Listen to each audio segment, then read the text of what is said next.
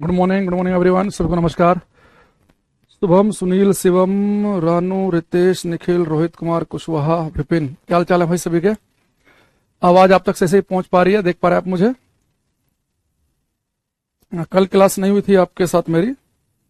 कल मैं किसी काम से गया था बाहर। आपने देखा भी होगा, मैंने अपने यूट्यूब चैनल अंकुर सर फिजिक्स पर एक छोटा सा शॉर्ट्स डाला था ना। तो वहां पे मैं गया था किसी काम से, तो एक स्टूडेंट मिल भी गया मैं वहां पे। तो हमने उसका एक इंटरव्यू भी लिया छोटा सा। तो हो सकता है कि आप लोगों ने देखा हो। शशांक शर्मा जी करके थे एक, वो लगे हुए हैं साइंटिफिक असिस्टेंट की पोस्ट पर।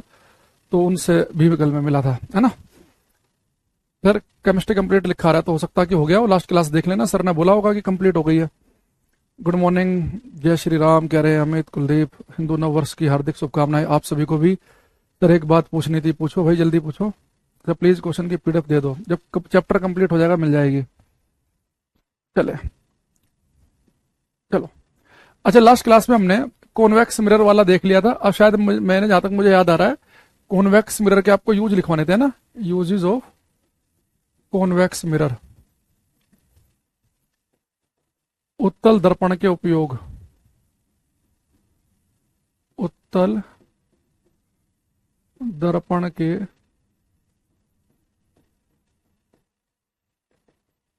उपयोग, यूजेस ऑफ कॉन्वेक्स मिरर, उत्तल दर्पण के उपयोग। देखो, अब मैं आपको हिंट दूंगा, उस हिंट के हिसाब से आपको बताना है। एक बच्चा कह रहा है ईद मुबारक, हुसैन कह रहे हैं ईद तो मेरे हिसाब से शायद कल की है। तो कल बिल्कुल जिस दिन होगी उस दिन मुबारकबाद देंगे हम। लेकिन अगर आप आज मना रहे हैं तो मेरी तरफ से ईद की बहुत बहुत मुबारकबाद आपको। बैक की क्लास कंप्लीट करके आज फिर से लाइव हूं, प्रिंस कह रहे हैं, ठीक है। देखो, कॉन्वेक्स मिरर जो है, उत्तल दर्पण जो है, इसमें मैंने आपको एक बात बताई थी कि कॉन्वेक्स मिरर की एक बड़ी जबरदस्त बात है, आप इसके सामने कहीं भी खड़े हो जाओ, इसे कोई आपत्ति नहीं है। भाई साहब, नजदीक खड़े हो, दूर खड़े हो कि बहुत दूर खड़े हो, कॉन्वेक्स मिरर आपकी इमेज हमेशा सीधी ही बनाएगा। ये मैंने पढ़ा दिया ना कॉन्वेक्स मिरर आपको। मैं एक बार देख लेता हूँ लास्ट क्लास का ना, कहीं ऐसा ना हो किसी दूसरे बैच के साथ मिसमैच हो जाए और पूरा पढ़ा पढ़ाया फिर आप बोलो सर ये तो बताया ही नहीं। एक सेकंड,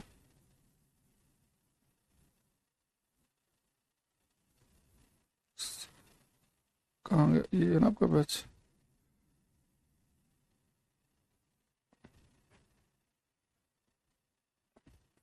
लास्ट क्लास के तो शायद इन्होंने नोट्स भी नहीं डाल रखे हैं। 5 अप्रैल के बाद कोई 6, 7, 8, हाँ 5 अप्रैल को क्लास हुई थी, सैटरडे संडे हुई नहीं है। हम्म,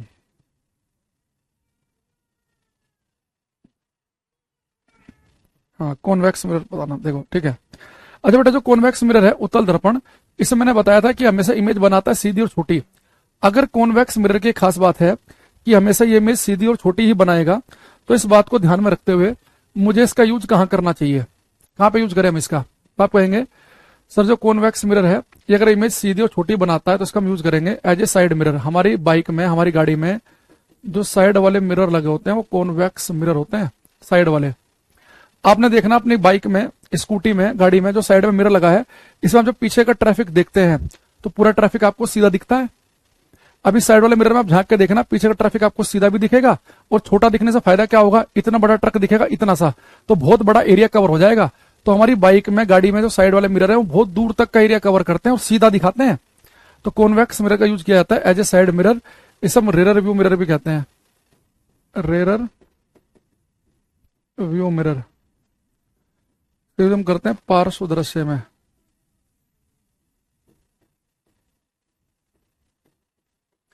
रेयर व्यू मिरर, ठीक। तो पेपर में बेटा बहुत आता है, बहुत इंपॉर्टेंट है कि गाड़ियों में साइड वाला मिरर कौन सा है। इसके अलावा आपको कहां दिख सकता है? ये मिरर आपको दिख सकता है मेट्रो प्लेटफॉर्म पर।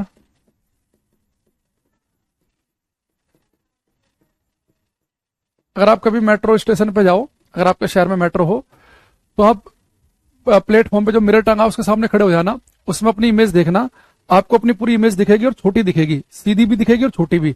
तो कोई भी मिरर के सामने अगर आप जाते ही सीधे और छोटे हो जाओ तो समझ जाना वो कॉन्वेक्स मिरर है, और आपको अपने पीछे का पूरा पूरा जो प्लेटफॉर्म है वो दिखाई देगा। तो जो मेट्रो प्लेटफॉर्म पर जो मिरर होते हैं वो कॉन्वेक्स मिरर लगे होते हैं। इसके अलावा एटीएम मशीन में जब आप पैसे निकालने जाते होगे, वहां पे भी आपने एक मिरर देखा होगा, उसमें भी आपको अपनी इमेज सीधी छोटी दिखेगी, वो भी कॉन्वेक्स मिरर है।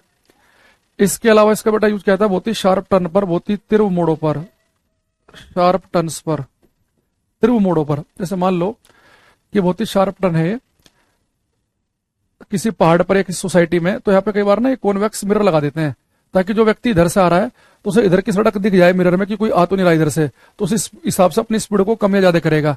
जो इधर से आ रहा है तो वो भी देख लेगा कि भाई कोई इधर से तो नहीं आ रहा है, उस हिसाब से मुड़ेगा। तो शार्प मोड़ पर, बहुत ही तीव्र मोड़ों पर लगा होता है ये कॉन्वेक्स मिरर। इसके अलावा शॉप्स में, दुकानों में भी लगे होते हैं। देखो आजकल तो दुकानदार ना सीसीटीवी कैमरे लगाने शुरू कर दिए हैं, वरना पहले दुकानदार करता क्या था, अपनी दुकान में किसी ऐसे एंगल पे कॉन्वेक्स मिरर, उत्तल दर्पण लगाता था जहां पर उसकी पूरी दुकान दिखे, क्योंकि इस कॉन्वेक्स में इमेज बनती है सीधी और छोटी, तो पूरी की पूरी दुकान को मिरर में देखता रहता था कि कोई बंदा सामान वामान तो नहीं उठा रहा है। तो दुकानों में जो मिरर लगे होते हैं, बहुत ही शार्प टर्न पर जो लगे होते हैं, मेट्रो प्लेटफॉर्म में है, एटीएम मशीन में है, सारे के सारे यही हैं। ठीक है।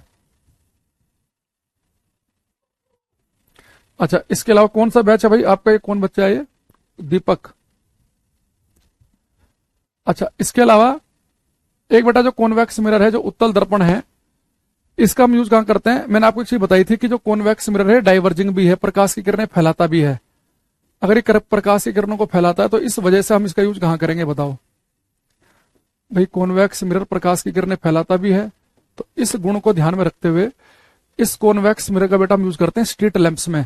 सरकार चाहते हैं कि एक ही स्ट्रीट लैंप पूरी गली में प्रकाश फैला दे, तो जो लैंप होता है ना उसके पीछे खोखा सा लगा होता है ऐसे, तो वो कॉन्वेक्स मिरर होता है उसमें। तो जो भी बल्ब से प्रकाश निकलता है कॉन्वेक्स मिरर पर टकरा के पूरी गली में फैल जाएगा, ताकि पूरी गली का काम एक से ही चल जाए। तो जो कॉन्वेक्स मिरर है, जो उत्तल दर्पण है, साइंस 25 में केमिस्ट्री खत्म हो गई, एक बच्चा कह रहा है। साइंस 25 में नहीं हुई होगी भाई खत्म।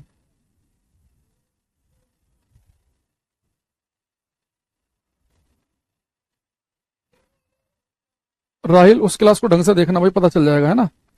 पूरा देखना ध्यान से, हमने क्या बताया उसने बहुत डिटेल में बता रखा है, तो क्लास को देखो ध्यान से।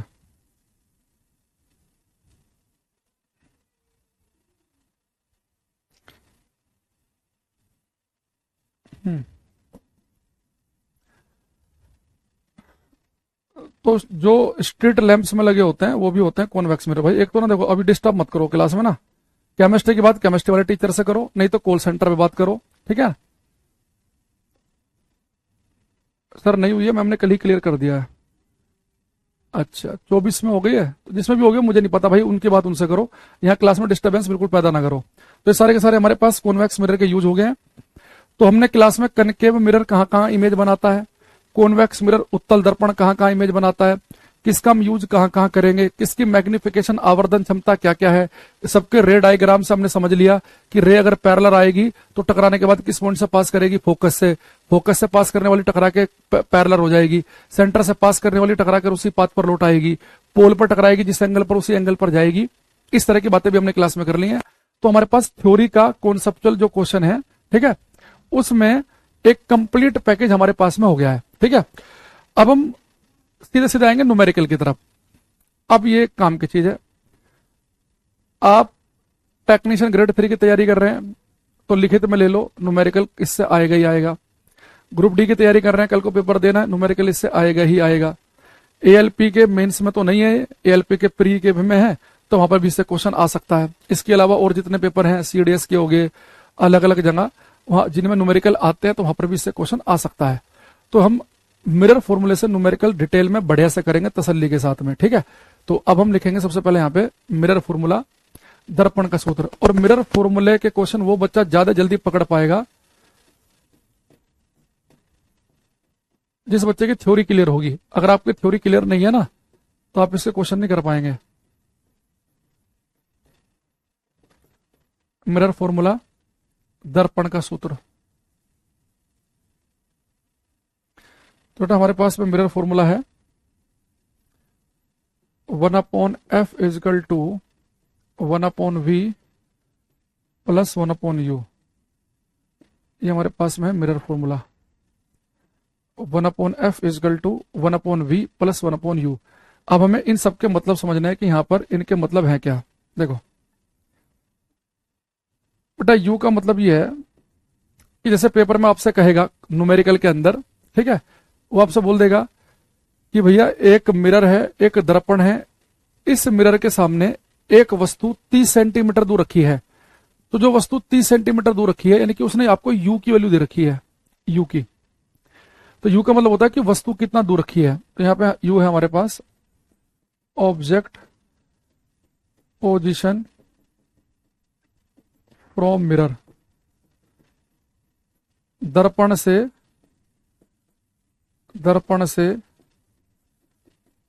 वस्तु की दूरी। यानी पेपर में जैसे आपसे कहेगा दर्पण से एक वस्तु 12 सेंटीमीटर दूर रखी है, यानी कि यू की वैल्यू 12 है। वी का मतलब बेटा इमेज कितना दूर बनेगी, इमेज डिस्टेंस फ्रॉम मिरर, दर्पण से प्रतिबिंब की दूरी। जनरली आपको ये निकालना होगा वी, और एफ का मतलब बेटा फोकल लेंथ, फोकल दूरी, दर्पण की फोकल लेंथ।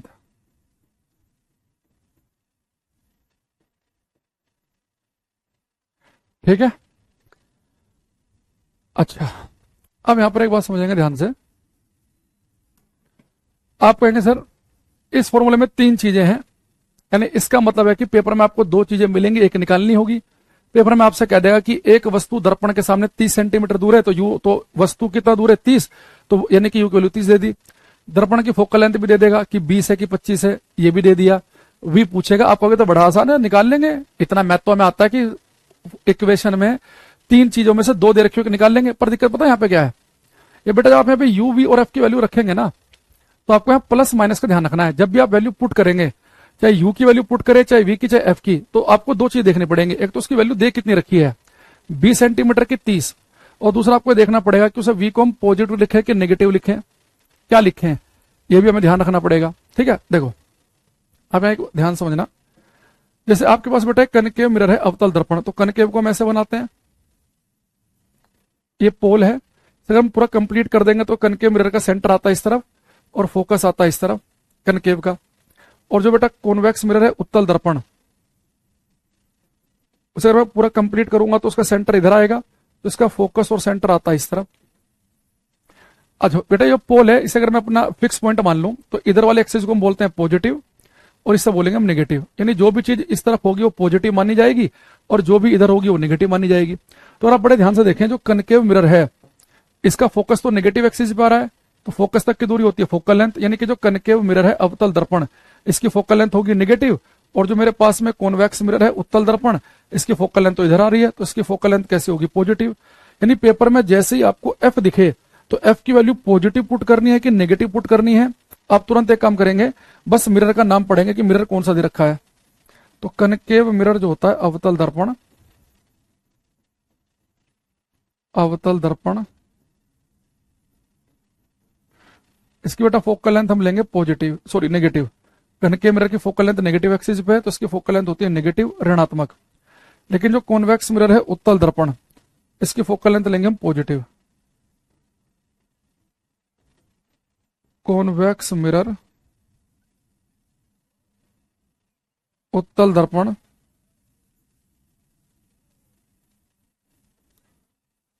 इसकी फोकल लेंथ हम लेंगे पॉजिटिव। ठीक है, पॉजिटिव। तो आप कहेंगे सर ठीक है, एफ की वैल्यू पॉजिटिव लेना है कि नेगेटिव लेना है। एक बार दर्पण की तरफ देख लेंगे कि उत्तल दर्पण है या अवतल दर्पण है। ठीक है, तो वो आपने पुट कर दिया। एक बच्चा देखो आया ज्ञानी, कह रहा डेली क्लास क्यों नहीं होता है। फिर डेली क्लास होता है मंडे से फ्राइडे, बीच में काम भी आ सकता है। अच्छा कितने बच्चे इसमें ऐसे हैं जो कहे कि सर जितनी आपने क्लास पढ़ाई आज तक लाइव, मैंने 100 की 100% क्लास ठीक टाइम पे ली है, एक भी क्लास मैंने बीच में मिस नहीं की है, एक भी क्लास मिस नहीं किया, 11:15 वाली क्लास 11:15 पे ली है। अगर कोई बच्चा ऐसा जिसने कोई क्लास 11, 20, 25 भी ली, उसकी बात नहीं कर रहा हूं मैं, जिसने सारी की सारी क्लास लाइव ली है, एक भी क्लास मिस नहीं की है और एक भी क्लास 11:25 पे भी नहीं आया, ठीक 11:15 बजे ली है। हो सकता कोई एक आध हो, ज्यादातर ने कभी ना कभी क्लास आपकी छुट्टी होगी। क्यों भाई, आपको कुछ ना कुछ काम रहा होगा ना, किस दिन आप लेट भी आए, कुछ काम रहा होगा, तो जैसे आपको कुछ काम हो सकता है तो हमें भी तो हो सकता है। तो आप ऐसे क्यों उम्मीद कर रहे हो कि हम तो कभी ना कभी हफ्ते में आप हो सकता है कि एक दो क्लास मिस ही कर देते हो, बाद में उसे रिकॉर्डेड फॉर्म में देखते हो। तो थोड़ा सा ज्यादा ज्ञानी ना बनकर जो बताया जाए उसे पढ़ने पर ध्यान दिया करो।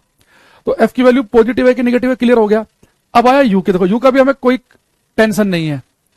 यू की हमें इसलिए टेंशन नहीं है क्योंकि हमें पता है कि भैया चाहे कनकेव मिरर हो चाहे कॉन्वेक्स मिरर हो, अगर आपको याद हो जो मैंने गोले बनाए थे, जो मैंने बेटा ऑब्जेक्ट रखा था, ये भैया को कीड़ा मकोड़ा लग रहा है, सुबह सुबह हत्या करवाएगा अपनी ये।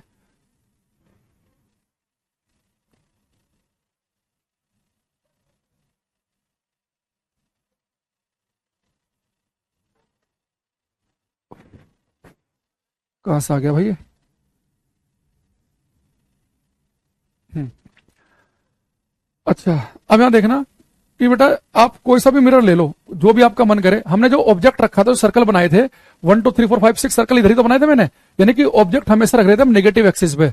जो इमेज बनी थी डब्बे, इमेज इधर भी बन सकता है इधर भी बन सकता है, इमेज किधर भी बन सकता है, लेकिन ऑब्जेक्ट तो हमने हमेशा लेफ्ट पे रखे थे, यानी कि यू की जो वैल्यू है हम अपने आप से हमेशा नेगेटिव लेके चलेंगे, ऑलवेज नेगेटिव। तो मिरर फॉर्मूले में भी कोई इतनी बड़ी समस्या नहीं है। जैसे आपको यू की वैल्यू पुट करनी है तो नेगेटिव ही पुट करना, ये तो काम खत्म हो गया। एफ की वैल्यू नेगेटिव है कि पॉजिटिव है तो मिरर की शक्ल देख लेना। अब वी की वैल्यू आपको निकल के आ जाएगी पॉजिटिव है नेगेटिव। अच्छा, अगर मिरर में आपने एक चीज ध्यान दियो कि चाहे मैंने कनकेव मिरर पढ़ाया, जो मिरर के पीछे इमेज बनी वो सीधी बनी थी।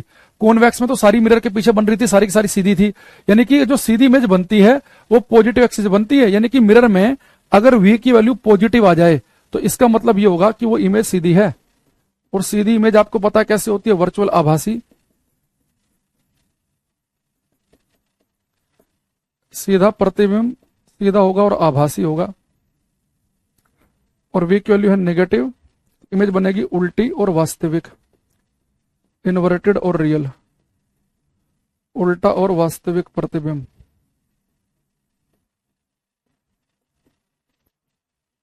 उल्टा और वास्तविक, रियल और इन्वर्टेड इमेज। यानी कि अब हमारा काम बिल्कुल खत्म हो गया। भाई आप खुद सोचो, जैसे ही पेपर में मुझे मिरर फॉर्मूला लगाना है, यू की वैल्यू हमेशा नेगेटिव रखनी है, एफ की वैल्यू अवतल के लिए कनकेव के लिए नेगेटिव, उत्तल दर्पण के लिए पॉजिटिव, वी की वैल्यू पॉजिटिव आई यानी कि इमेज सीधी बनेगी, और नेगेटिव आई तो यानी कि इमेज उल्टी बनेगी। समझ रहे बात को? कि मिरर फॉर्मूले में यू का मतलब क्या है कि वस्तु दर्पण से कितना दूर है, वी का मतलब है कि प्रतिबिंब कितना दूर बनेगा, एफ का मतलब उसकी फोकल लेंथ फोकल दूरी। ये तीन चीजें तो आप पढ़ के पता ही लगा लोगे। तीन में से दो चीज आपको हमेशा मिलेंगी, एक निकालना होगा। इसके अलावा एक आपको छोटा सा बात क्या ध्यान रखनी है, आप कहेंगे सर हमें छोटी सी बात आपने कहा कि ये ध्यान रखनी है कि यू तो नेगेटिव रखो, एफ पॉजिटिव नेगेटिव के लिए दर्पण देख लो, वी पॉजिटिव यानी कि इमेज बनेगी पॉजिटिव एक्सिस पे मिरर के पीछे यानी कि सीधी होगी, और उल्टी जो इमेज बनाई थी हमने डब्बे जो बनाए थे उल्टे वाले वो नेगेटिव एक्सिस पे बने थे। क्लियर होगी बात यहां पे सभी को? अच्छा, दूसरा एक लिखते हैं यहां पे, बेटा मेरी आदत नहीं है बिल्कुल भी छुट्टी रखने की। अगर मैं थोड़ा बुखार सा भी हो ना, मुझे तबीयत मेरी डाउन हो, तो भी मैं कोशिश करता हूं कि क्लास लूं।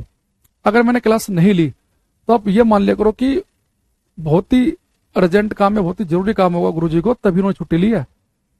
जो बच्चे मेरे से बहुत पहले से पढ़े हुए हैं, अपने किसी पुराने साथी से पूछना, बहुत रेयर केस में होता है कि मैं क्लास ऑफ कर दूं। अगर हो रही है तो समझो कि कुछ ना कुछ है, कोई ऐसा काम कि जो टल नहीं सकता था इसलिए ऐसा हुआ है। तो आप ऐसे लिख के कि क्लास क्यों नहीं ले रहे थे, ये वो, एक दो क्लास में आप भावुक हो गए हो, तो हमें पता है आपसे ज्यादा हमारी जिम्मेदारी है। कल मैं आपको बताऊं ईमानदारी से, मैं गया था कल सेंट्रल वाटर कमीशन, तो मेरा मेरा डोजियर एक पहुंचा हुआ था एसएससी से कि भाई आप सेलेक्ट हो गए हो साइंटिफिक की जॉब पर ऐसे ऐसे, तो आपको क्या कहाँ पोस्टिंग चाहिए। तो मैं कल उनसे यही बात करने गया था कि अगर आपके पास दिल्ली में हो, दिल्ली में आप दे सकते हो तो ठीक है, कंसिडर कर लूंगा मैं। अगर नहीं दे सकते हो तो फिर आप रिजर्व लिस्ट में जो कोई बाद में हो तो उसे दे दो, पोस्ट खराब ना जाए। अब वो बात तो दिन में ही करनी पड़ेगी, ऑफिस तो दिन में ही जाना पड़ेगा। तो उसी सिलसिले में मुझे वहां पे एक स्टूडेंट भी मिल गया, वही वाटर कमीशन के ऑफिस में ही, आर के पुरम में है दिल्ली में ये। तो फिर वो कह रहा कि सर कैसे यहाँ पे, तो फिर मैंने बताया ऐसे ऐसे, उससे मुझे बड़ा फायदा हुआ। उसने मुझे जिस जिस बंदे से मिलना था एग्जैक्ट उसी बंदे से मिलाया। पहले तो पास बनवाना था, पास बनवाया उसने बंदे ने, फिर उसके बाद में वो फिर अपने डीलिंग हैंड से मिलवाया उसने, जो देखता है कि डोजर किसका कैसे कैसे। फिर उसके बाद में उसने मुझे डायरेक्टर से मिलवाया। तो वो काम तो दिन में ही होंगे। तो उसने, उन्होंने मुझे सब बोला था कि आपको फर्स्ट हाफ से पहले आना है, यानी कि लंच से पहले पहले। तो मैंने उस दिन भी, कल भी 8:15 वाली क्लास भी ली है, 9:30 वाली भी क्लास ली है, और 11:15 बजे क्लास खत्म करके मैं फटाफट पहुंचा हुआ 11:30 बजे, ताकि मैं 11:30 12:45 बज गए थे लगभग जाते जाते, कि ताकि मैं उनसे मिल सकूं। तो भाई कुछ काम होता है इसलिए ऐसा है, वरना हमें कोई वो थोड़े ना शौक लगा है क्लास ऑफ करने का। अच्छा, अब यहां पर एक लिखते हैं हम, magnification of mirror. Magnification of mirror, दर्पण की, दर्पण की आवर्धन क्षमता, मैग्निफिकेशन इसे हम लिखते हैं एम से, ठीक है। अब जो मैग्निफिकेशन है, इस बेटा इसका एक बेसिक फॉर्मूला तो मैंने आपको बता ही रखा है। मैग्निफिकेशन का सबसे बेसिक फॉर्मूला क्या है? HI/HO, height of image upon height of object, प्रतिबिंब की ऊंचाई बटे वस्तु की ऊंचाई, height of image upon height of object, प्रतिबिंब की ऊंचाई बटे वस्तु की ऊंचाई। तो HI क्या है? प्रतिबिंब की ऊंचाई, HO हाइट ऑफ ऑब्जेक्ट, वस्तु की ऊंचाई, ठीक। अच्छा, ये तो हो गया बेसिक सा फॉर्मूला। एक मिरर फॉर्मूला जो है, मैग्निफिकेशन का फॉर्मूला V और U की फॉर्म में भी है। तो मैग्निफिकेशन का एक फॉर्मूला है M -V/U। यू वही है, वस्तु कितना दूर है, V प्रतिबिंब कितना दूर बन रहा है। एक बेटा मैग्निफिकेशन का फॉर्मूला फोकल लेंथ की फॉर्म में भी है, M/F/F-U। और एक फॉर्मूला हमारे पास में मैग्निफिकेशन का V और F की फॉर्म में F-V/U। रेलवे का बहुत ही फेवरेट है ये वाला फॉर्मूला, बहुत पूछता है रेलवे से क्वेश्चन, रेलवे में। अब यहां देखना, अगर आपको पेपर में मैग्निफिकेशन आवर्धन क्षमता दे रखी हो और यू दे रखा हो, एम और यू दे रखा होगा तो आपसे एफ पूछ लेगा, या एम और एफ दे रखा होगा तो यू की वैल्यू पूछ लेगा। तो मैग्निफिकेशन का फॉर्मूला फोकल लेंथ और यू की फॉर्म में ये है, और मैग्निफिकेशन का फॉर्मूला एफ और वी की फॉर्म में ये है, नीचे एफ है भाई,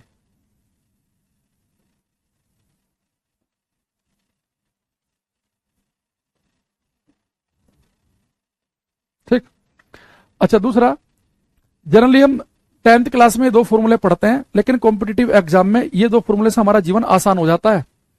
वरना अगर हम ये फॉर्मूले ना पढ़े ना, तो हमें मिरर फॉर्मूला भी लगाना पड़ेगा, ये भी लगाना पड़ेगा, तो आंसर निकालने में बहुत टाइम लगेगा। तो मैग्निफिकेशन का फॉर्मूला फोकल लेंथ की फॉर्म वाला जरूर याद रखना।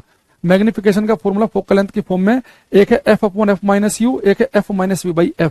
तो ध्यान रखेंगे।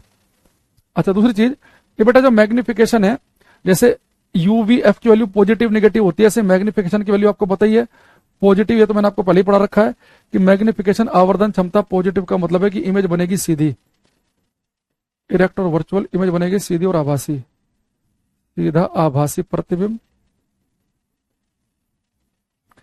और वैल्यू नेगेटिव है तो इमेज बनेगी इन्वर्टेड, उल्टी, उल्टा और वास्तविक प्रतिबिंब, ठीक। तो मुझे बताओ, क्या यहां तक की बात आपको क्लियर है? अब हम न्यूमेरिकल वाला पार्ट स्टार्ट कर सकते हैं क्या? अगर यहां तक की बातें क्लियर हैं तो फिर हम स्टार्ट करेंगे, और देखना हम थ्योरी का भी बहुत यूज करने वाले हैं क्लास में।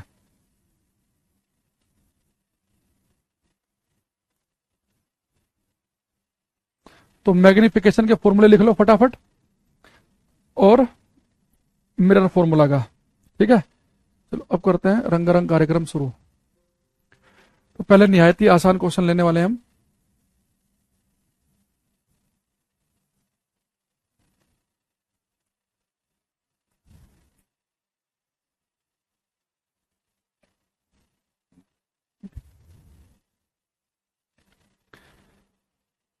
सबसे पहले हम करेंगे ये वाला क्वेश्चन, इसमें हमारी थ्योरी भी चेक होगी। करो ये,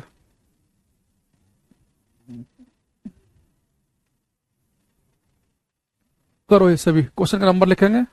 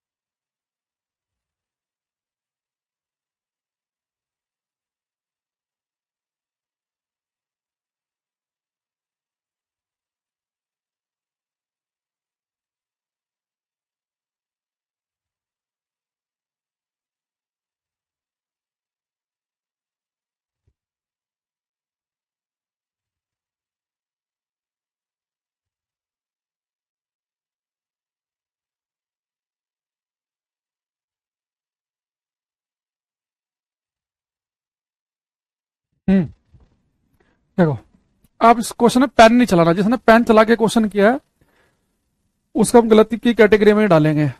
उसने कहा है 20 सेंटीमीटर वक्रता त्रिज्या वाले उत्तल दर्पण से 5 सेंटीमीटर की दूरी पर 4 सेंटीमीटर की एक पेंसिल सीधी रखी गई है। बेटा आपने कहा उत्तल दर्पण की बात कर रहा है, कॉन्वेक्स मिरर की। तो जैसे आपको उत्तल दर्पण दिखाई दे तो हमें पता है कि कॉन्वेक्स मिरर में, उत्तल दर्पण में तो हमेशा इमेज बनती है सीधी और छोटी। अगर उत्तल दर्पण हमेशा सीधी इमेज बनाता है तो जहां जहां पे ऑप्शन में लिखा है उल्टी इमेज बनेगी, वो सारे ऑप्शन गलत हैं। क्वेश्चन पूरा पढ़ने की भी जरूरत नहीं है। आंसर हमारा 100% बी ऑप्शन है, क्योंकि कॉन्वेक्स मिरर हमेशा सीधी इमेज बनाता है। अच्छा, लेकिन अगर यहाँ पे 2 ऑप्शन होते सीधे वाले और 2 होते उल्टे वाले तो भी हमें शायद ही पेन चलाने की जरूरत पड़ती है। हम एक तरीका और अपनाते हैं। यहाँ देखना, ये बेटा हमारे पास में कॉन्वेक्स मिरर है, उत्तल दर्पण है। इस कॉन्वेक्स मिरर की न जो पेंसिल है इसकी हाइट दे रहा है कि 4 सेंटीमीटर की है। Is placed upright 5 centimetre away from a convex mirror. तो यू की वैल्यू दे रखी है 5 सेंटीमीटर। 5 सेंटीमीटर की दूरी पर रखा है तो यू की वैल्यू तो हमेशा नेगेटिव लेते हैं। इसकी बेटा रेडियस दे रखी है कितनी, 20 सेंटीमीटर की। अगर रेडियस 20 है तो मैंने आपको बता रखा कि फोकल लेंथ कितनी होती है, रेडियस की आधी। तो फोकल लेंथ कितनी हो जाएगी यहाँ पे 10 सेंटीमीटर, प्लस की माइनस, क्योंकि कॉन्वेक्स है तो फोकल लेंथ होगी प्लस की। तो फोकल लेंथ आपके पास में प्लस 10 सेंटीमीटर की है। अब मुझे यहाँ पे एक बात बताओ, ये बेटा आपका फोकस लेंथ है, ये 10 सेंटीमीटर की दूरी है और फोकल लेंथ होती है कॉन्वेक्स की पॉजिटिव, तो मैंने पॉजिटिव तरफ बना दी। अब यहाँ पे एक बात ध्यान रखना कि मैंने आपको क्लास में बताया था कि कॉन्वेक्स मिरर एक तो बनाता है सीधी इमेज, ये पता चल गया सीधी इमेज बनाएगा। इमेज बनाएगा सीधी और छोटी। अगर ये वस्तु 4 सेंटीमीटर की है तो इमेज 4 सेंटीमीटर से छोटी बनेगी। हालांकि यहाँ पे इमेज के साइज की बात नहीं कर रखी है, उसे भूल जाओ। लेकिन एक बात मैंने आपको बताई थी, कॉन्वेक्स मिरर इमेज सीधी बनाएगा, छोटी बनाएगा और पोल से फोकस के बीच में बनाएगा। यानी कि कॉन्वेक्स मिरर जो इमेज बनाता है वो पोल से फोकस के बीच में बनाता है। अब मुझे बताओ, फोकस तक की दूरी 10 है और इमेज बनेगी पोल से फोकस के बीच में। अगर दूरी 10 है तो यानी कि इमेज तो पोल से फोकस के बीच में बननी है, यानी जो इमेज बनेगी वो 10 सेंटीमीटर से कम दूरी पे बनेगी। भाई कॉन्वेक्स मिरर में इमेज पोल से फोकस के कहीं बीच में बनेगी, तो फोकस तक ही अगर 10 है तो यानी कि इमेज की जो दूरी होगी 10 से कम आनी चाहिए। और 10 से कम का ऑप्शन ये भी नहीं है, ये भी नहीं है, इन दोनों में से एक आंसर होना चाहिए। तो जहां पे लिखा उल्टी इमेज वो गलत हो गया, तो यानी कि बी ऑप्शन सही आंसर है। थ्योरी जितनी क्लियर होगी उतना कम पेन चलाना पड़ता है मिरर के फॉर्मूलों में। देखो, अगर पेपर में, ध्यान रखना, अपनी कॉपी में साइड में लिख लो, अगर पेपर में उत्तल दर्पण आया, अगर पेपर में कॉन्वेक्स मिरर आया तो शायद ही पेन चलाना पड़े। अपने दिमाग में बोल के रखना, उत्तल दर्पण है पेन नहीं चलाएंगे, उत्तल दर्पण है पेन नहीं चलाएंगे, ऑप्शन से करेंगे। उत्तल दर्पण है इमेज सीधी ही बनेगी, छोटी ही बनेगी, पोल से फोकस के बीच में बनेगी। तो फोकस तक की दूरी देख लो कितनी है, जितनी फोकस तक की दूरी है उससे कम दूरी पे इमेज बननी चाहिए। तो फोकस तक की दूरी 10 है तो 10 से कम दूरी बननी चाहिए। तो 15-25 तो आंसर हो ही नहीं सकता। ठीक है। अच्छा, एक क्वेश्चन और देखना इसमें, ये करो, ये करेंगे।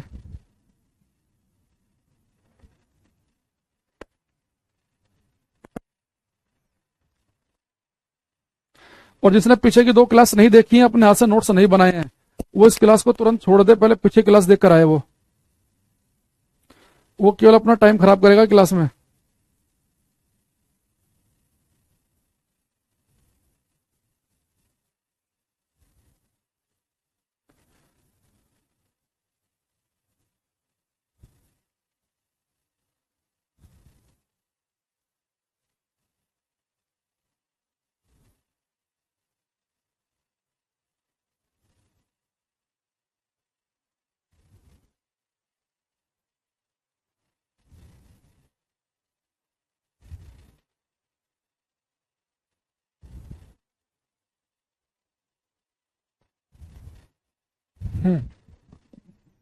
कुछ आंसर हमारे पास में आ रहे हैं। देखो उसने क्या लिखा है, एक उत्तल दर्पण, हमने क्या बोला अपने आप से, उत्तल दर्पण आएगा तो पेन नहीं चलाएंगे।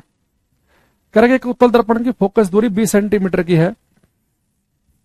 तो उत्तल दर्पण जो है इसकी जो फोकस दूरी है वो 20 सेंटीमीटर की है। जब एक वस्तु को दर्पण के सामने 20 सेंटीमीटर दूर रखा जाता है तो बेटा वस्तु तो मैंने कहा था हमेशा नेगेटिव एक्सिस पर रखेंगे, यू की वैल्यू हमेशा हम नेगेटिव लेते हैं। वस्तु को रखा आपने कितना, 20 सेंटीमीटर दूर। तो कह रहा है कि इसका प्रतिबिंब कहां बनेगा। भाई उत्तल दर्पण में आपको पता है कि उत्तल दर्पण में इमेज हमेशा पोल से फोकस के बीच में बनती है। तो अगर फोकस तक की दूरी 20 है तो इमेज तो 20 सेंटीमीटर से पहले बननी चाहिए, तो 20 से कम का एक ही ऑप्शन है, वही हमारा आंसर है। भाई उत्तल दर्पण में जो इमेज बनती है वो बनती है पोल से फोकस के बीच में, तो फोकस तक की दूरी है 20, तो इमेज 20 से पहले बनेगी। हाँ, इमेज ठीक फोकस में भी बन सकती है, पर उसके लिए ऑब्जेक्ट इन्फिनिटी पे, अनंत पे होना चाहिए, पर यह अनंत पे नहीं हो तो 20 सेंटीमीटर दूर है। ठीक है। अच्छा, इन्हीं क्वेश्चन को ये वाला और इससे पहले वाला, ये तो अभी हमने कहा बिना पेन चलाए ऑप्शन की हेल्प से, अगर मान लो कि ऑप्शन ऐसे बना दें कि हम उन्हें यूज ना कर पाए और आपको मिरर फॉर्मूला ही लगाना हो, तो आप ये दोनों क्वेश्चन मिरर फॉर्मूले की हेल्प से भी कर सकते हैं। देखो कैसे।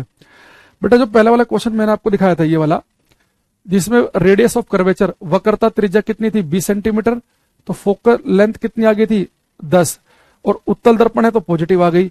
वस्तु रखी थी 5 सेंटीमीटर दूर, यू की वैल्यू थी -5, तो इसमें अगर आपको v निकालना है तो मिरर फॉर्मूले से निकाल लो, 1/f is equal to 1/v plus 1/u, तो 1/v कितना हो जाएगा 1/f माइनस 1/u के बराबर।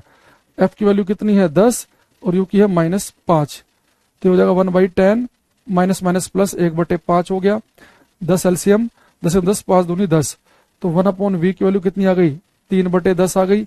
ये 1/v आया, पलट के लिखेंगे तो v की वैल्यू आ जाएगी 10/3 सेंटीमीटर, तो इमेज बनेगी 10/3 सेंटीमीटर दूर। और मैंने बताया था कि दर्पण में अगर v की वैल्यू पॉजिटिव आए तो इमेज सीधी बनती है। तो आप इसी क्वेश्चन को मिरर फॉर्मूले से भी कर सकते हैं। तो बहुत सारे बच्चे इस क्वेश्चन को मिरर फॉर्मूले से करके आएंगे कि वस्तु 5 सेंटीमीटर दूर रखी है तो यू की वैल्यू -5 ले ली, फोकल लेंथ 20 है तो रेडियस 10, फोकल लेंथ 10 ले ली, क्योंकि उत्तल है तो पॉजिटिव ले ली, फिर मिरर फॉर्मूला लगा कर निकाल रहे हैं, और आपने क्वेश्चन को पढ़ते ही कर लिया कि उत्तल दर्पण है तो इमेज सीधी बनेगी, और आपने बी पर टिक लगा दिया। अच्छा, इस जो दूसरा क्वेश्चन है इसके ये वाला, इसे भी आप कर सकते हैं मिरर फॉर्मूले से। देखो यहाँ पे जो फोकस डिस्टेंस दे रखी है आपको, दे रखी है 20, उत्तल है तो प्लस की लिख लेंगे,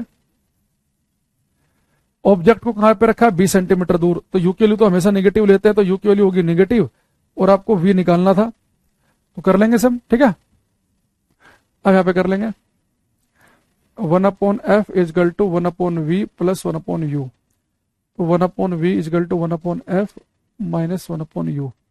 तो f की वैल्यू कितनी है यहाँ पे 20, u की वैल्यू कितनी है -20, तो 1/20 प्लस 1/20, तो 1/v की वैल्यू हो जाएगी 2/20, तो सोल्व करेंगे 1/10, तो v की वैल्यू 10 सेंटीमीटर आ जाएगी, 10, तो 31 का आ जाएगा बी ऑप्शन। तो मिरर फॉर्मूले से भी कर सकते हैं। ठीक है, रामचंद्र बिल्कुल एकदम शांत, ज्ञानी नहीं बनना बिल्कुल भी क्लास में, बिल्कुल शांत रहना है। ठीक है, ज्ञान बिल्कुल नहीं देना है, पहले सीखने की कोशिश करो, ज्ञान बाद में देना है क्लास में एकदम। जब में लगेगा ना तुम परम ज्ञानी हो चुके हो तो तुम्हारा ज्ञान लिया जाएगा, बाकी बच्चे करो क्वेश्चन ये। बेटा यहाँ अपना ही नहीं संभल रहा ज्ञान, और ज्यादा नहीं ले सकते, और फ्लो कर जाएगा वो।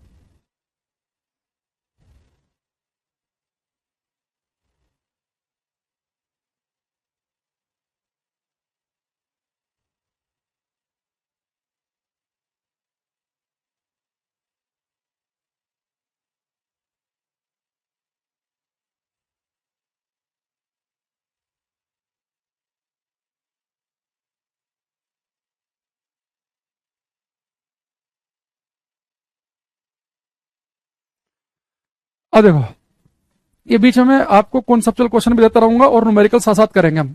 इसने कहा है विशिष्ट दर्पण द्वारा निर्मित प्रतिबिंब पैर एक ही आकार के दिखाई देते हैं, लेकिन सर और उसका शरीर अपने वास्तविक आकार से छोटा दिखाई देता है। जो व्यक्ति दर्पण के सामने खड़ा होता है, दर्पण की प्रकृति क्या है।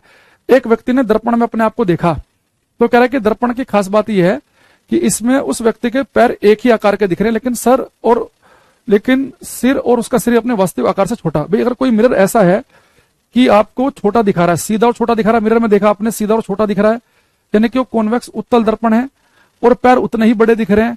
तो अगर सेम साइज की इमेज कौन बनाता है, प्लेन मिरर, समतल दर्पण। तो अगर सेम साइज की इमेज दिखी है तो यानी कि वो प्लेन मिरर होगा, और छोटा दिखाई दिया है तो यानी कि वो कॉन्वेक्स होगा। यानी कि कॉन्वेक्स और प्लेन का कॉम्बिनेशन है ये। ऊपर कॉन्वेक्स लगा हुआ है तो इसलिए ऊपर का शरीर, सर और धड़ छोटा दिख रहा है, नीचे प्लेन लगा रखा तो नीचे पैर सेम साइज के दिख रहे हैं। तो सी इसका बनेगा करेक्ट आंसर।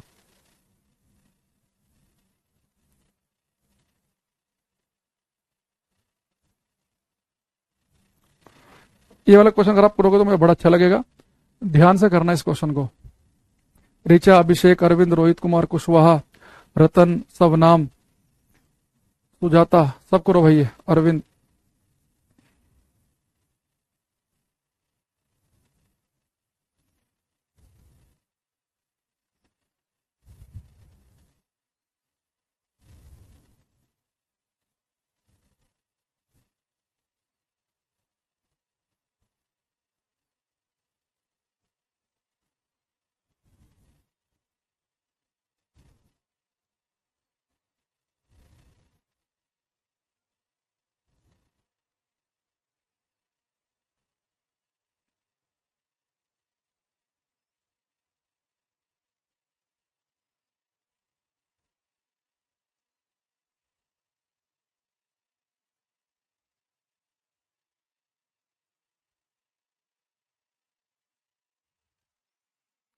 कुछ आंसर हमारे पास में आने लगे हैं। देखो, इसने कहा है एक कनकेव मिरर क्रिएट से रियल। देखो, जब भी आप रियल शब्द देखो ना, वास्तविक, तो आपको एक शब्द उसमें समझना है कि छिपा हुआ है। अगर प्रतिबिंब वास्तविक है तो वास्तविक इमेज हमेशा कैसी होती है, उल्टी। यानी कि जब वो कह रहा है कि इमेज रियल है, यानी कि रियल इमेज उल्टी, इनवर्टेड, आपको साफ साफ दिखना चाहिए कि रियल अपने आप में चिल्ला चिल्ला के बोल रहा है कि उल्टी इमेज की बात कर रहा है।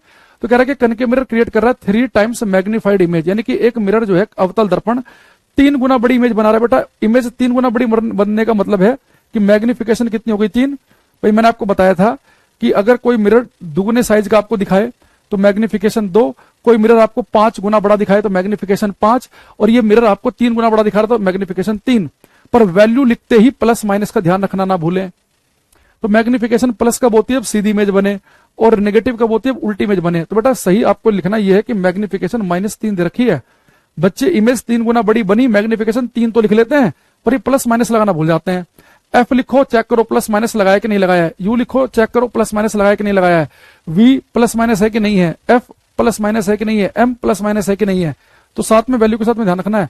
कह रहे कि अवतल दर्पण अपने सामने रखी 10 वस्तु का वास्तविक और 3 गुना आवर्धित बड़ा प्रतिबिंब बनाता है। प्रतिबिंब की दर्पण की दूरी क्या है, यानी कि वी की वैल्यू पूछ रहा है कि प्रतिबिंब कितना दूर बनेगा और ऑब्जेक्ट वस्तु कितना दूर रखी है, 10 सेंटीमीटर दूर। तो यू की वैल्यू तो हमेशा नेगेटिव लेते ही हम। तो कर लो ये। तो मैग्निफिकेशन का फॉर्मूला जो है वो क्या होता है, -v/u -3।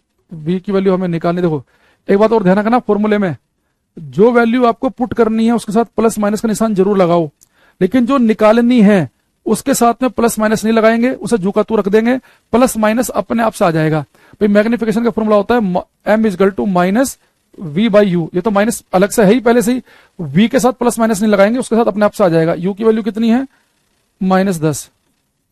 तो माइनस से माइनस कट गया तो v की वैल्यू आ गई -30 सेंटीमीटर।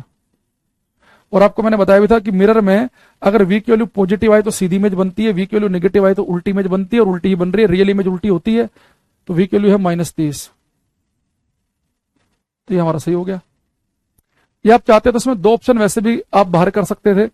भाई आपको पता है कि दर्पणों में अगर इमेज रियल है यानी कि उल्टी इमेज है, तो उल्टी इमेज के लिए तो v की वैल्यू नेगेटिव आती है, तो पॉजिटिव वाला तो आंसर हो ही नहीं सकता। ये ऑप्शन तो आप वैसे भी बाहर कर सकते थे। ठीक है।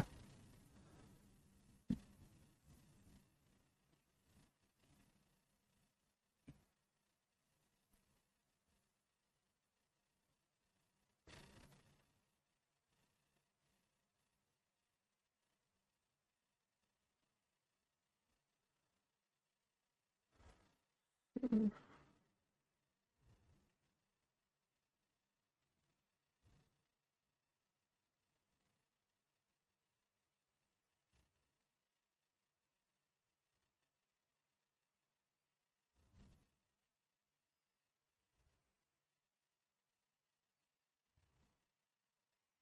करना, यदि किसी वस्तु को 5 सेंटीमीटर वर्ग करता त्रिज्या वाले उत्तल दर्पण से 10 सेंटीमीटर दूर रखा जाता है तो उसका आवर्धन क्या होगा। क्वेश्चन पढ़ेंगे और उसका आंसर देंगे। सुनील, गौरी, गणेश, इंदु, प्रिंस, पिंटू, मनीष, करो भाई ये। और ये चेक करते रहो कि कहाँ गलती कर रहे हो। खुद से क्वेश्चन करोगे ना तो फिर जब मैं आंसर बताऊंगा तो इससे रिलेट कर पाओगे।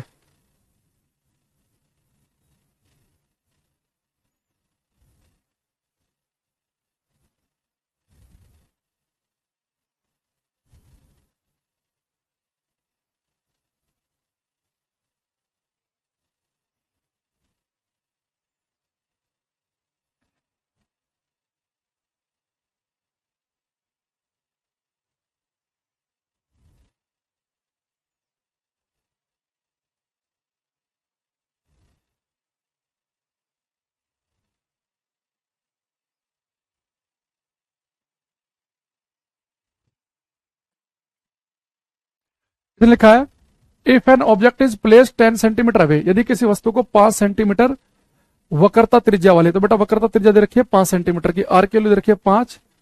तो आपको पता फोकल लेंथ क्या होती है, आर की आधी।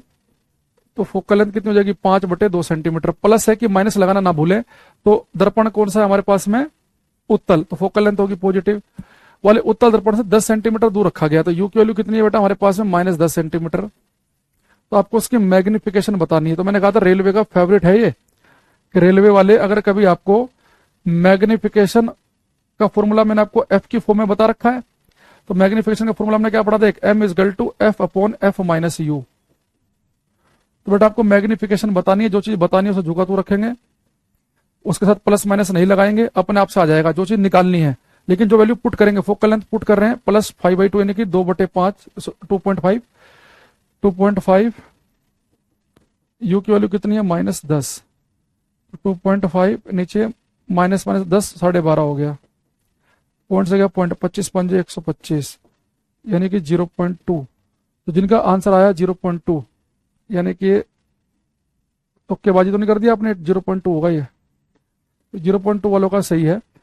अगर किसी ने लिखा है 0.2, जितने लिख रहे हैं ABCD सबका गलत है। गणेश, सिस्टा ने, मनीष ने 0.2 लिखा है, इनका बिल्कुल ठीक है। बाकी जो बच्चे और तुक्केबाजी कर रहे हैं उनका गलत है। बेटा इसकी मैग्निफिकेशन आएगी 0.2 के बराबर। देखो मैग्निफिकेशन का फॉर्मूला मैंने कहा कि रेलवे में इससे क्वेश्चन आता है। रेलवे को पता नहीं क्यों लगावे इस फॉर्मूले से। मैग्निफिकेशन निकालनी है। अच्छा फोकल लेंथ दे रखी है 2.5, कॉन्वेक्स मिरर है, 2.5 रख दी, माइनस यू की वैल्यू दे रखी थी -10, तो सोल्व करके 0.2 आ गया। एक बात और ध्यान रखना, जैसे आपने कॉन्वेक्स मिरर देखा तो कॉन्वेक्स मिरर में तो हमने बोला था कि हो सकता है कि बिना पेन चलाए भी हमारा क्वेश्चन हो जाए। तो कॉन्वेक्स मिरर हमेशा इमेज बनाता है सीधी और छोटी। अगर ये इमेज सीधी और छोटी बनाता है तो इसकी मैग्निफिकेशन तो 1 से कम आनी चाहिए। अगर इसकी मैग्निफिकेशन 1 से कम आनी चाहिए यानी कम से कम डी ऑप्शन तो हमारा आंसर नहीं है। तो यानी अब इसकी मैग्निफिकेशन आनी चाहिए 1 से कम। तो इन तीनों में से कोई सा एक आंसर है। अच्छा कॉन्वेक्स मिरर बनाता है सीधी इमेज तो इसकी मैग्निफिकेशन आएगी पॉजिटिव। तो यहाँ पे उसने हर ऑप्शन में ही पॉजिटिव रख रखा है। तो यहाँ पे हम ज्यादा ऑप्शन को एलिमिनेट नहीं कर पाए। अगर वो 1-2 ऑप्शन में प्लस माइनस भी लगा देता तो और आसान हो जाता। भाई उत्तल दर्पण है, इमेज सीधी बनेगी, सीधी इमेज है तो मैग्निफिकेशन पॉजिटिव ही आनी चाहिए।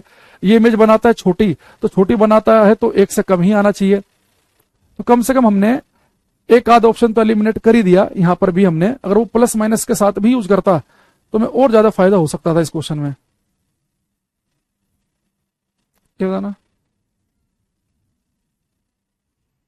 ये गलत मत करना। क्वेश्चन का नंबर भी लिखो, खाली एबीसीडी मत लिखो।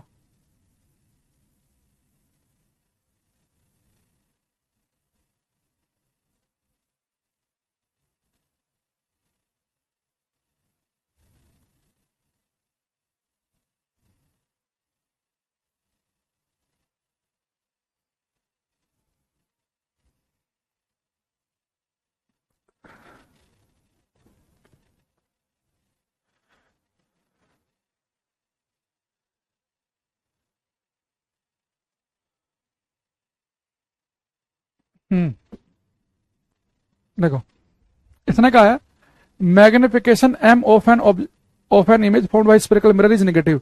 गोली दर्पण से बने प्रतिबिंब का आवर्धन नेगेटिव। बेटा अगर मैग्निफिकेशन नेगेटिव है तो मैंने आपको कई बार बताया मैग्निफिकेशन नेगेटिव में उल्टी इमेज के बारे में बता रही है। बच्चे जल्दीबाजी में क्या सोचते हैं मैग्निफिकेशन नेगेटिव यानी कि छोटी इमेज। भैया मैग्निफिकेशन अगर 1 से कम है तो आपकी इमेज क्या बनेगी, छोटी बनेगी। मैग्निफिकेशन पॉजिटिव यानी कि इमेज सीधी, मैग्निफिकेशन नेगेटिव यानी कि इमेज उल्टी। तो उसका डी आंसर बनेगा। कभी ए पर टिक लगा दो, जैसे अरविंद ने लगा दिया, बाकी सबका रघुनंदन का, शुभम का, दीप्ति का ठीक है। अभी तो देखो हमने किया यहाँ पे मैग्निफिकेशन पॉजिटिव यानी कि इमेज सीधी। ये क्वेश्चन तो हमने कर लिए थे खैर।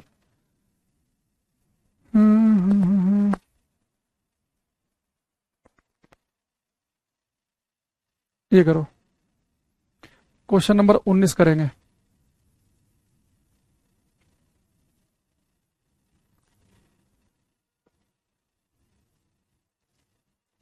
सुनील, शेखर, सुजाता, सचिन, रोहन, करो बेटा। ये कह रहा है कि एक अवतल दर्पण से किसी वस्तु की दूरी ज्ञात कीजिए। आपको बेटा यू की वैल्यू निकालनी है जिसकी फोकस दूरी 10 सेंटीमीटर है ताकि दर्पण से प्रतिबिंब की दूरी वस्तु की दूरी से 4 गुना हो।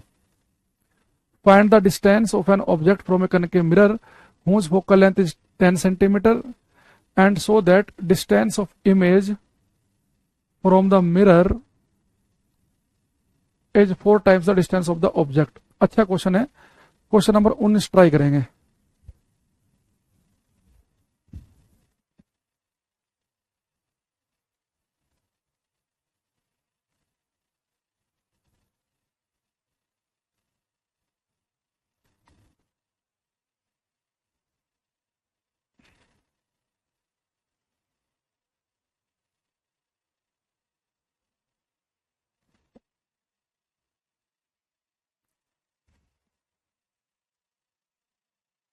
एक काम और करना इसमें ना यार, रियल से तो छोड़ रहा, रियल इमेज।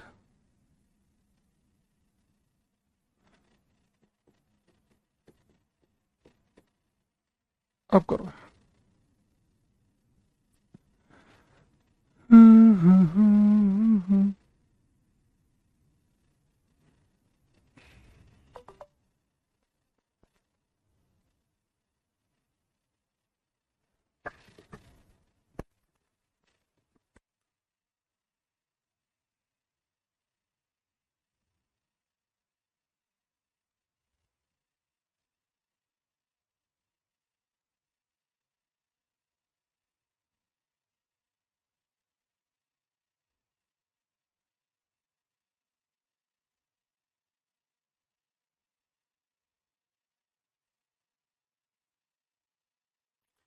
क्वेश्चन 19 का आंसर किसी का नहीं आया अभी तक।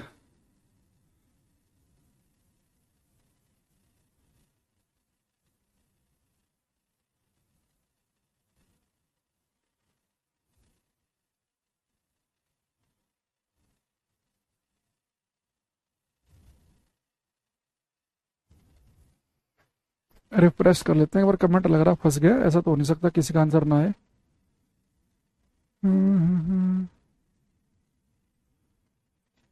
लग रहा कमेंट में ही दिक्कत आ गई कुछ।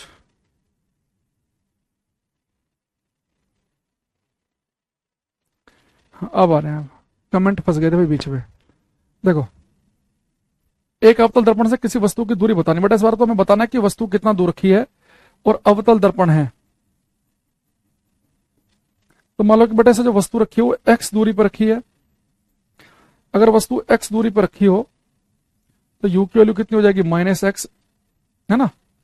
और वो कह रहा है कि एक अवतल दर्पण से किसी वस्तु की दूरी ज्ञात कीजिए जिसकी फोकस दूरी 10 सेंटीमीटर है। तो फोकल लेंथ कितनी है, 10 सेंटीमीटर की। कनकेव मिरर है तो फोकल लेंथ माइनस में लिखेंगे, कॉन्वेक्स में प्लस लिखते हैं, ताकि दर्पण से वास्तविक प्रतिबिंब की दूरी वस्तु की दूरी से 4 गुना। बेटा जो इमेज बनेगी ना, जितना दूर वस्तु रखी है इमेज इससे 4 गुना दूर बनेगी।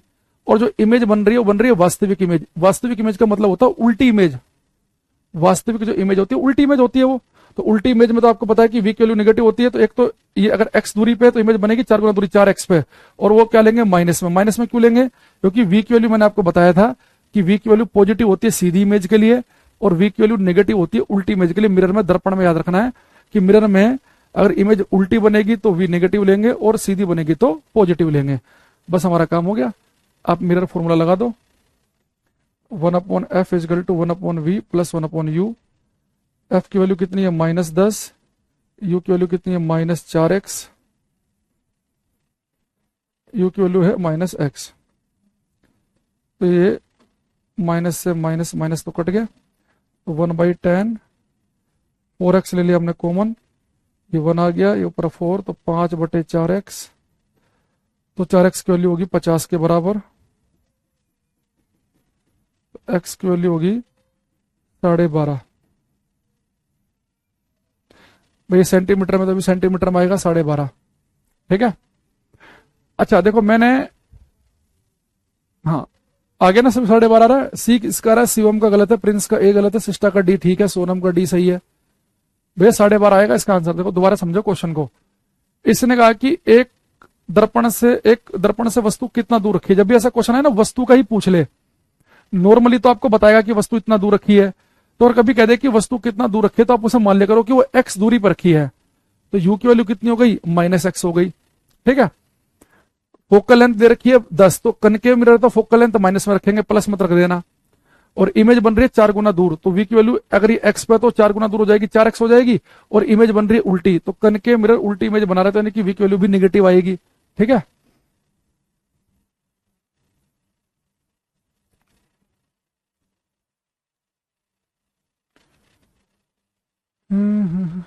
ये क्वेश्चन करना, ये आज ही बताया तुम्हें मैंने आते ही।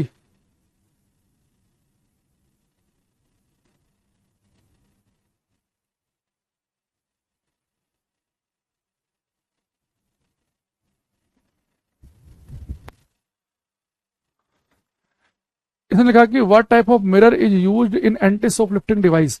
तो दुकानों में सामान उठने से बचने के लिए लगाए गए उपकरणों में प्रयुक्त होता है। तो मैंने बताया था सोप के अंदर, दुकानों के अंदर दुकानदार जो पहले लगाते थे वो कॉन्वेक्स मिरर लगाते थे, क्योंकि कॉन्वेक्स मिरर में इमेज बनती है सीधी और छोटी, ताकि वो अपनी पूरी दुकान को देखते रहें, कोई सामान वगैरह उठा तो नहीं रहा है। B option. एक है the mirror used for headlight of a car. इसे ध्यान से करेंगे क्वेश्चन नंबर 25 को। खाली बी मत लिखो। गजाला का सैयारा है, बिंदु, रानू, रंजना, मनीष, अरविंद, शेखर, दीप्ति। देखो इसने कहा है the mirror use for headlights. बेटा मैंने कहा था किसी गाड़ी की हेडलाइट में जो मिरर होता है वो कनकेव अवतल होता है। पर यहाँ पे ध्यान देना, कनकेव 2 दे रखे हैं, एक स्पेरिकल कनकेव गोलाकार अवतल, एक पैराबोलिक कनकेव परवलयाकार अवतल। तो मैंने आपसे कहा था कि कनकेव में अगर स्पेरिकल और पैराबोलिक में से ढूंढना हो तो पैराबोलिक कनकेव मिरर ज्यादा बेस्ट होता है। तो 25 का आंसर डी बनेगा। ए पे टिक मत लगा देना। ये हमने आज ही पढ़ा है कि व्यू फाइंडिंग मिरर, जो आपके बाइक में साइड में मिरर लगा है जिससे आप पीछे का पूरा व्यू देख सकते हो, वो मिरर कौन सा होता है, कॉन्वेक्स। यहाँ पैराबोलिक पे मत टिक लगा देना, वो पैराबोलिक कनकेव वाले में होता है। ये साइड वाले जो मिरर होते हैं कॉन्वेक्स, उत्तल दर्पण। अगर आपको कनकेव में से किसी एक को ढूंढना हो जिनका आंसर कनकेव है, तो वहां देखो कि पैराबोलिक कनकेव ज्यादा अच्छा होता है। तो यहाँ पे तो इसका आंसर कनकेव है ही नहीं। जो हमारी गाड़ी में साइड वाला मिरर होता है तो कॉन्वेक्स उत्तल दर्पण होता है। तो इसका आंसर बनेगा ए ऑप्शन, ठीक है। अच्छा एक चीज आपने देखी होगी, एक बार पेपर में थोड़ा डिफरेंट तरीके से क्वेश्चन आ गया। ये उसने पता क्या पूछा एग्जाम में,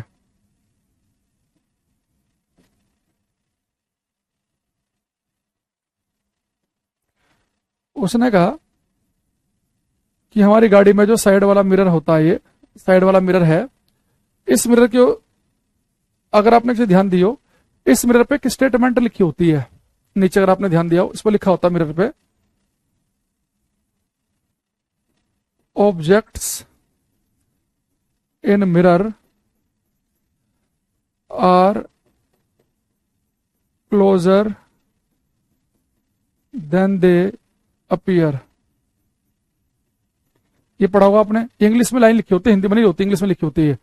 इसका मतलब पता क्या है, ये कह रहा है कि भैया कॉन्वेक्स मिरर में जो लाइन इसलिए लिखी हुई है, ये कह रहा है कि ऑब्जेक्ट्स इन मिरर, किस ऑब्जेक्ट्स इन मिरर, इस दर्पण में जो भी आप कार, मोटरसाइकिल, ट्रक जो भी देखोगे ना, जो भी ऑब्जेक्ट देखोगे, are closer than they appear. वो कार, ट्रक आपको जितना नजदीक दिख रहा है ना, उससे भी एक्चुअल में ज्यादा नजदीक है। मान लो आप अपनी गाड़ी चला रहे हैं, गाड़ी में अपने साइड में देखा एक ट्रक दिखा आपको, वो ट्रक आपको जितना ज्यादा नजदीक महसूस हो रहा है, तो वास्तव में तो उससे भी ज्यादा नजदीक मिलेगा आपको। आपको सर कैसे कुछ समझ में नहीं आ रहा। देखो इसका मतलब ये समझो कि अगर आप कभी किसी पहाड़ की चोटी पे खड़े हैं, पहाड़ की चोटी पे, और आपने नीचे जाती हुई किसी वस्तु को देखा, पहाड़ की चोटी पे खड़े हो गए, और आपको एक ट्रक दिखा, और वो ट्रक दिखा आपको माचिस की डब्बी के बराबर, तो हमारा ब्रेन तुरंत क्या कहेगा, भैया ट्रक तो बहुत बड़ा होता है। अगर ये ट्रक माचिस की डब्बी के जितना दिख रहा है ना, यानी कि ट्रक हमारे से बहुत ज्यादा दूर है। कोई बिल्डिंग हमें छोटी सी कब दिखती है, जब बहुत दूर होती है तो लगता है ना बहुत छोटी सी बिल्डिंग है। यानी कोई ऑब्जेक्ट अगर मुझे छोटा दिखे तो हमारा ब्रेन क्या कहता है कि भैया वो दूर होगी। अब मैंने अपने बाइक में साइड वाले मिरर में देखा, तो कॉन्वेक्स मिरर की तो खास बात क्या है कि वो हमेशा इमेज छोटी ही बनाता है, तो ट्रक होगा उसे छोटा दिखा देगा। तो हम क्या सोचेंगे, ट्रक छोटा दिख रहा है, नहीं कि तो दूर होगा। भैया वो दूर के से छोटा नहीं है, वो तो कॉन्वेक्स मिरर ने छोटा करके दिखाया है। तो उसका छोटा साइज देखकर ये मत सोच लेना कि वो बहुत दूर होगा। तो इसलिए उसे आगाह करने के लिए लिखा होता है। हालांकि हम इन बातों पर ध्यान नहीं देते हैं, हम अपने एक्सपीरियंस से गाड़ी चलाना सीखते हैं, समझ जाते हैं कोई गाड़ी कितना दूर रही होगी। तो एक बार पेपर में उसने क्या पूछा कि वो मिरर जिस पर लिखा होता है objects in mirror are closer than they appear, ये मिरर कौन सा है। तो ये मिरर तो साइड वाले मिरर होते हैं, और साइड वाले मिरर कौन से होते हैं, कॉन्वेक्स उत्तल होते हैं। इसका आंसर था कॉन्वेक्स मिरर, उत्तल दर्पण। ठीक है, तो इसलिए लिखा होता है ये आगाह करने के लिए आपको।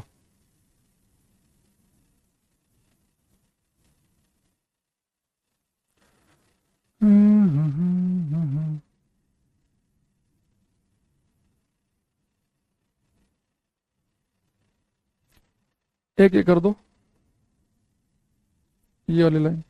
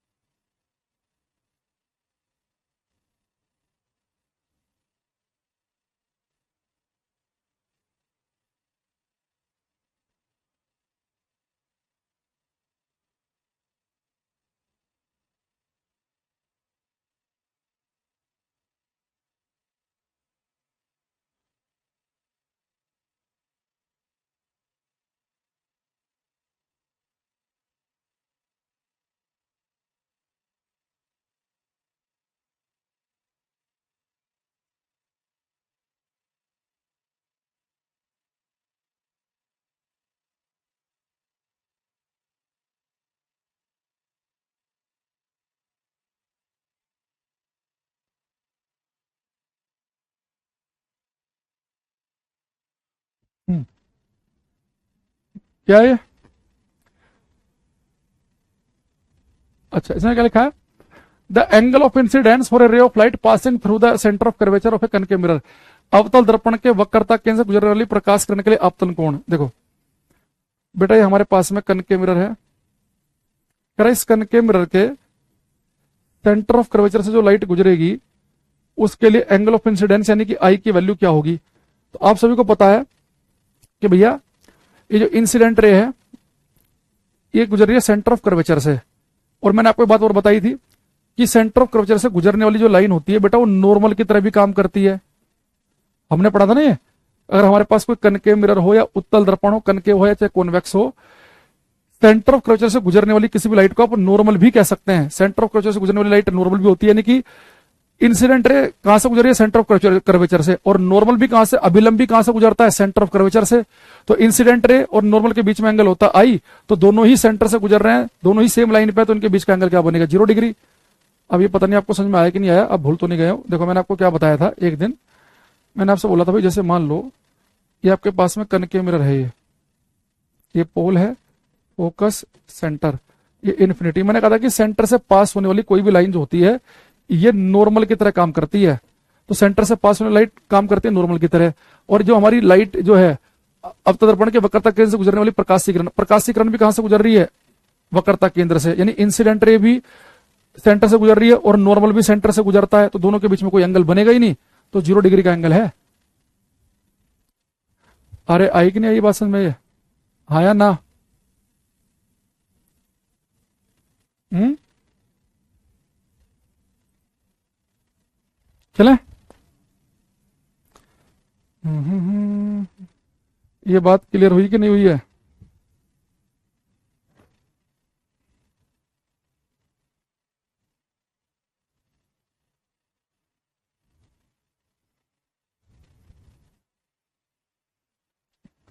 ठीक, एक मैं इसमें देखता हूँ, ये मैंने बच्चों को कराया था ये।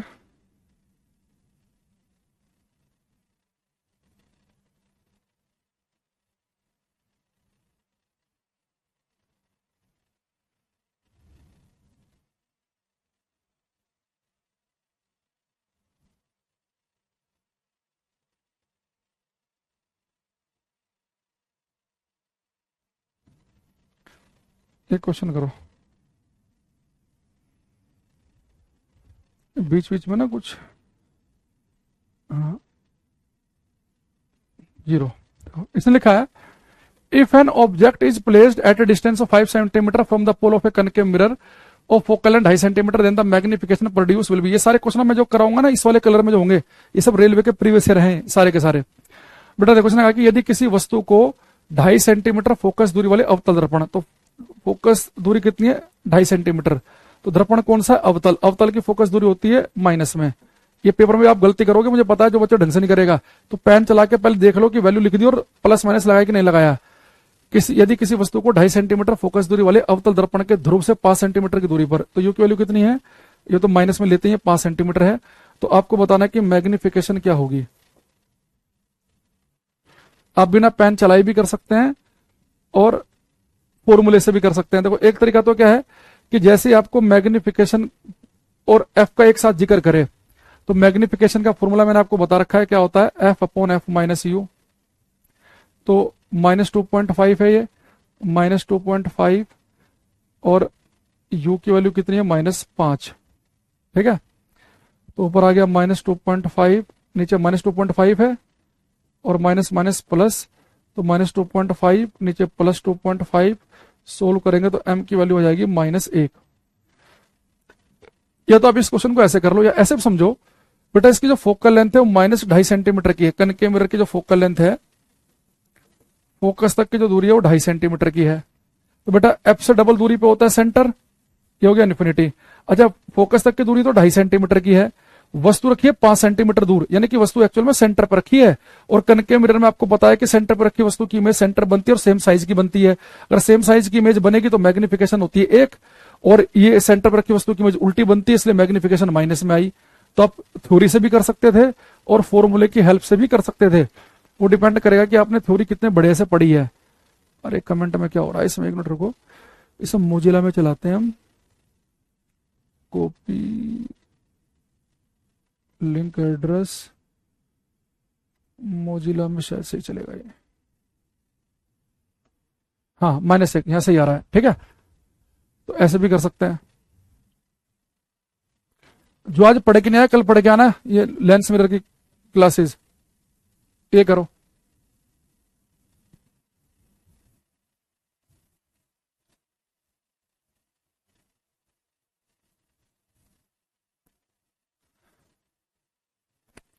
यहां पे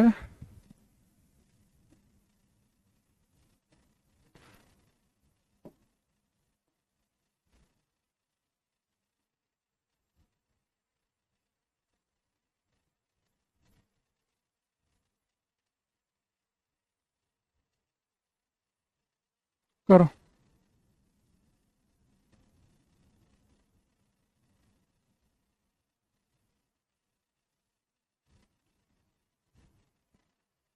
क्वेश्चन नंबर 5, गौरी इंदु शिवम शेखर सब करेंगे।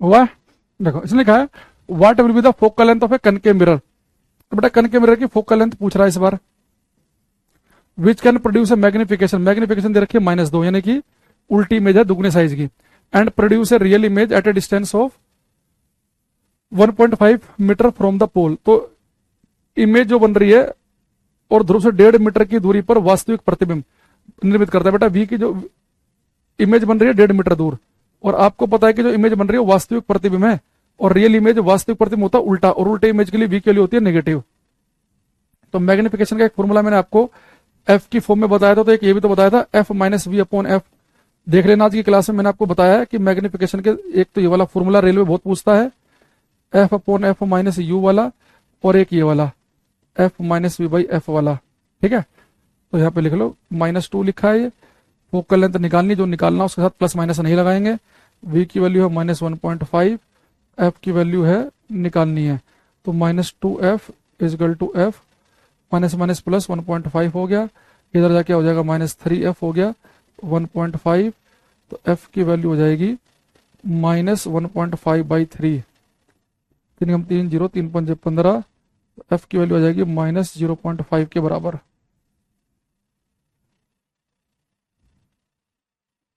प्लस माइनस उसने दे नहीं रखा, वरना तो और बढ़िया रहता, क्योंकि कनकेव की फोकल लेंथ नेगेटिव आनी चाहिए और वो नेगेटिव आई, यानी कि हमारी कैलकुलेशन ठीक है। आप ऐसे भी देख लिया करो, जब फोकल लेंथ निकल के आए, देखो मैग्निफिकेशन दे रखी है, v दे रखा है और f पूछ लिया, तो f की फॉर्म में मैग्निफिकेशन के दो फॉर्मूले हैं। f की फॉर्म में मैग्निफिकेशन का एक फॉर्मूला ये है और एक फॉर्मूला ये, तो उसने भाई यहाँ पे v दे दिया तो हम v का जिक्र करेंगे। मैग्निफिकेशन -2 दे रखी है, v की वैल्यू माइनस में क्यों ली है? v की वैल्यू पॉजिटिव होती है सीधी इमेज के लिए, नेगेटिव होती है उल्टी इमेज के लिए। इमेज वास्तविक है तो यानी कि उल्टी इमेज होगी, तो v की वैल्यू नेगेटिव ले ली, तो वैल्यू पुट करके आंसर आ जाएगा। बाकी अच्छे लेवल के क्वेश्चन हम करेंगे इसमें कल। तो आज एक हमने बेसिक क्वेश्चन किए हैं, तो इन्हें ढंग से पढ़ के आना, ठीक है। बाकी हम मिलेंगे कल की क्लास में, ठीक है। तो आज के लिए इतना ही, बाकी कल मिलते हैं, तब तक के लिए thank you, bye, take care everybody, bye everyone.